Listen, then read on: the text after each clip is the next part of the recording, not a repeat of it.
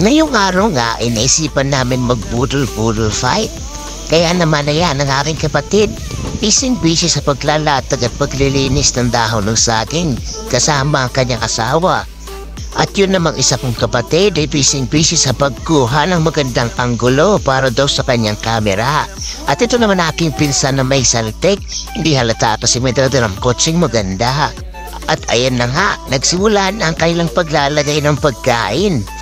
At dahil sa wala naman akong may tulong, naisipan kong gawin ang isang bagay na hindi basta-basta naiisip ng mga mahihinang nila.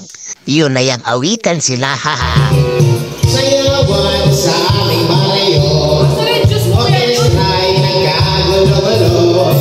Ang kanilang mga instrumento ay lumana at sintonado. Ang drummer ay inong-abot-abot, hikain pag nagbabago. Saxophonista ay makagago, taga-urot ay siraulo. At syempre, after kong kumanta ito at sakto nga, nakalatag ng lahat ng pagkain. Tamang-tama, gutom na ako. Yum, yum, yum. Geng, ginoon. Tapos ito na, mayroong pamilihempo. At mayroong kaming palapok, sisig at burger steak. Yan lang naman. Hindi lang naman kasimple kami mag-budol fight. Kaya ano pang hinihintay nyo? Lapang na dis.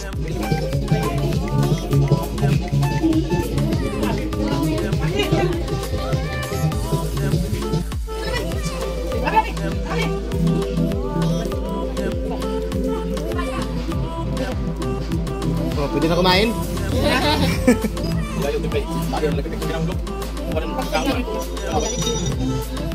After niyang kumain, syempre hindi pwedeng mawala ang aming panula. Hehe. It's time to shine. Yes! At pagkagat niya ng dilim, tag-tag time na. Kaya itong bilyaran ko na pagdiskitahan naming paglipasan ng oras. Okay, hanggang dito na lang. Babush! Bako sa langit, pag nakabato ay langit, na ang nadarama mo at wala kang pake. Maubos man ang gamit mo, basta makagamit ka lang ng bato at ng lighter mong may sinde. Pero hindi mo iniisip ang kahihinatnan at wala ka ng pakialam. Wala pang nagsisi sa una, inuunahan na kita.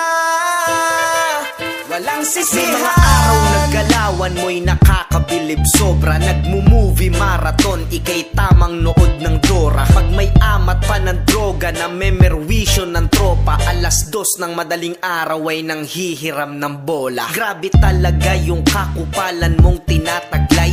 Diyan sa pagnanakaw mo, tila walang makasabay. Walang nakakaligtas sa malikot mo na kamay. Nung di sila nakabantay, sinalya mo si Bantay.